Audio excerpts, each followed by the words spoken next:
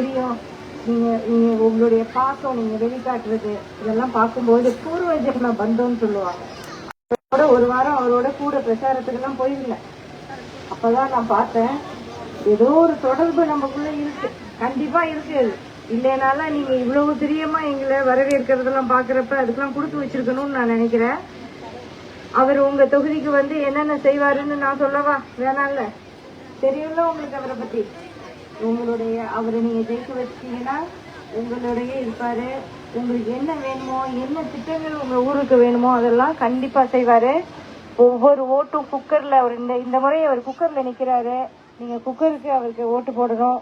இந்த முறை அவர் குக்கர்ல நீங்க போடுற ஒரு ஓட்டும் தேனி தொகுதியோடைய வளர்ச்சிக்கானதுங்கிறத நீங்க மனசுல வச்சுட்டு கண்டிப்பா குக்கர்ல போடணும்.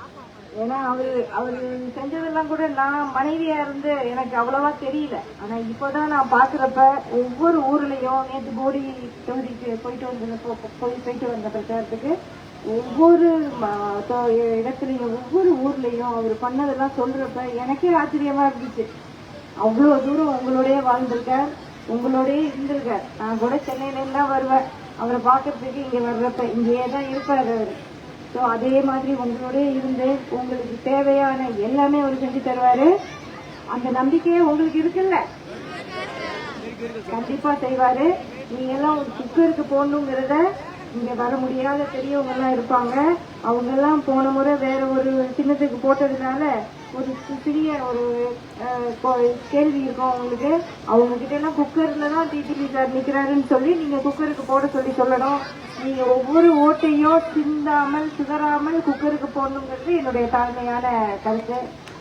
நாங்க இங்க வந்தது ஏதோ எங்களுடைய உறவு முறைகள் எல்லாம் பார்த்த அந்த சந்தோஷத்துல அவருக்கு சொல்றாரு, எனக்கு இவ்வளவு உறவுகள் இருக்குங்கிறது எனக்கு இப்பதான் தெரிஞ்சுது. முன்னாடி உங்களோட எல்லாம் இருந்திருக்க, ஆனா அந்த 14 வருடத்துல அந்த கேப், அந்த இடைவெளியே இல்லாம நீங்க எல்லாம் கொடுக்குற அந்த வரவேற்பெல்லாம் பார்த்துட்டு அவர் சொன்னாரு, எனக்கு எவ்வளவு உறவுகள் இருக்கு, நீ ஜாக்கிரதையா இருக்காரு. என்ன பின்னாடி என்ன பார்த்து நீ என்ன நடக்கிறீங்களா நடக்காத, எனக்கு எவ்வளவு பேர் இருக்காங்க அப்படின்னு சொன்னாரு. இது நிஜமாவே அவர் சொன்ன வார்த்தைகள்.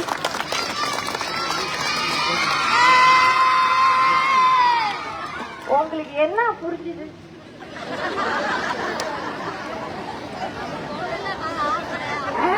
சும்மா கட்டிட்டீங்களா?